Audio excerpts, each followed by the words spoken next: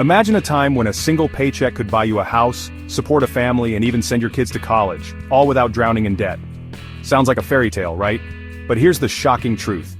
This was reality for millions of people just a few decades ago. Fast forward to today, and everything has changed. Housing is out of reach, wages have stagnated, and the middle class? Well, it's disappearing. But why? What went so wrong? And more importantly, can we ever go back? Stay with me because what you're about to learn will shock you.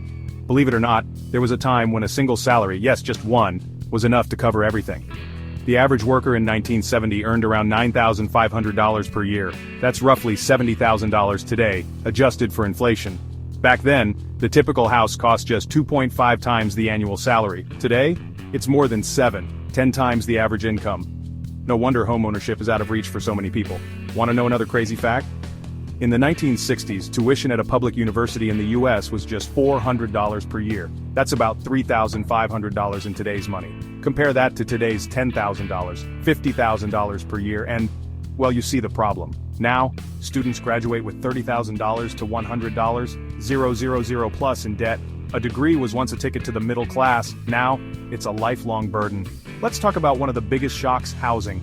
In the 1950s to 70s, the average home cost $18,000 to $25,000, around $150,000 in today's money. Now, the median home price in the US is over $400,000. In Canada and Australia, even worse.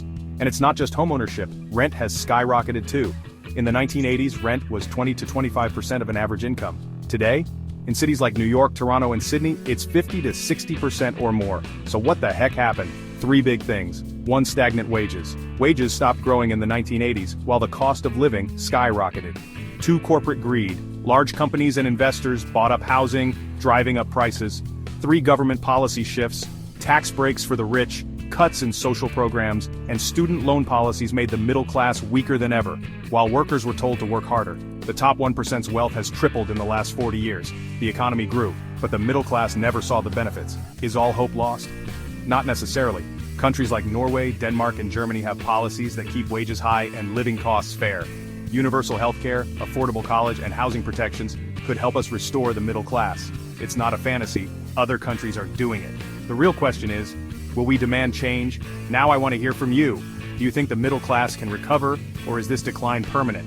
Drop a comment below, like and subscribe for more eye-opening videos on money, history, and the economy.